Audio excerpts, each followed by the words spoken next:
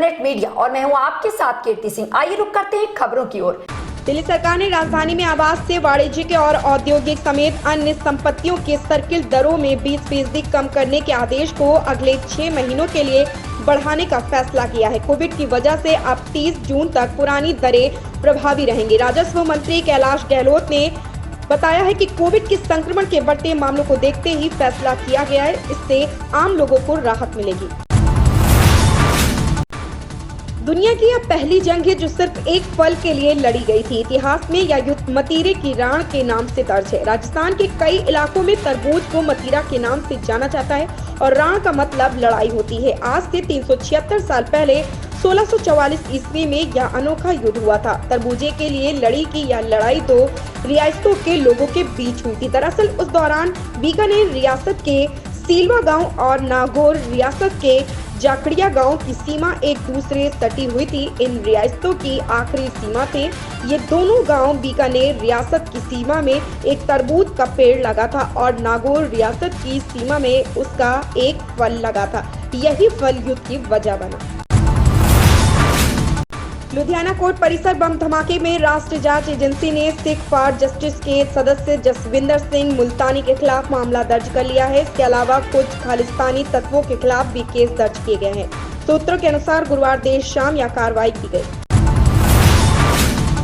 कश्मीर घाटी में 24 घंटे के भीतर 9 आतंकियों का सुरक्षा बलों ने सफाया कर दिया है। दक्षिणी कश्मीर के कुलगाम, अनंतनाग व श्रीनगर में बुधवार व वीरवार को हुई 3 अलग-अलग मुठभेड़ में जेवन श्रीनगर का बाहरी इलाका में पुलिस बस पर हमला करने वाले जैश के 3 आतंकियों समेत 9 दहशतगर्द मारे गए। आतंकियों से 2 M44 AK राइफल समेत अन्य हथियार बरामद किए गए हैं।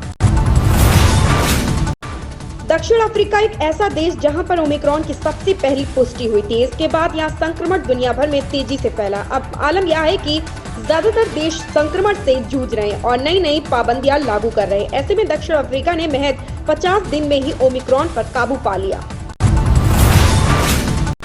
कोरोना की तेजी से बढ़ते मामलों को रोकने के लिए दिल्ली सरकार ने ये फैसला लिया है कि विदेशों से IGI पहुंचने वाले वो यात्री जो कोविड पॉजिटिव पाए गए उन्हें संस्थागत आइसोलेशन सेंटर में रखना होगा।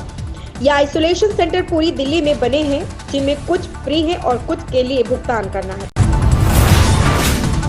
देश में ओमिक्रॉन के साथ ही बढ़ते कोरोना संक्रमण ने सभी को डरा दिया है। कई राज्यों में फिर से प्रतिबंधों का दौर शुरू हो गया है। इस बीच महाराष्ट्र सरकार ने गुरुवार रात कोरोना को लेकर नए नियम लागू किए हैं। अब राज्य में खुले या बंद स्थान पर शादी समारोह या अन्य कार्यक्रमों में 50 से ज्यादा लोगों के शामिल होने की अनुमति नहीं होगी, जबकि पहले बंद स्थान पर 100 लोग और खुले स्थान पर 250 लोग विवाह समारोह या सामाजिक धार्मिक सभाओं में शामिल हो सकते थे।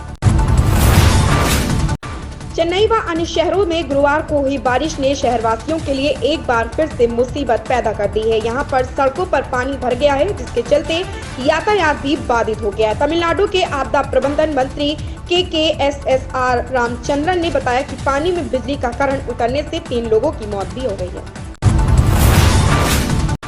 कॉमेडियन कपिल शर्मा ने फोर्ब्स की 2019 की सबसे ज्यादा कमाई करने वाली हस्तियां की सूची में जगह बनाते हुए सुर्खियां बटोरी थी। दूसरी बार फोर्ब्स की सूची में शामिल होने वाले कॉमेडियन की मासिक आय 34.98 करोड़ रुपए है। वहीं वार्षिक आय लगभग 30 करोड़ रुपए से अधिक है। रिपोर्ट के मुताबिक कपिल की नेटवर्थ 170 करोड़ है।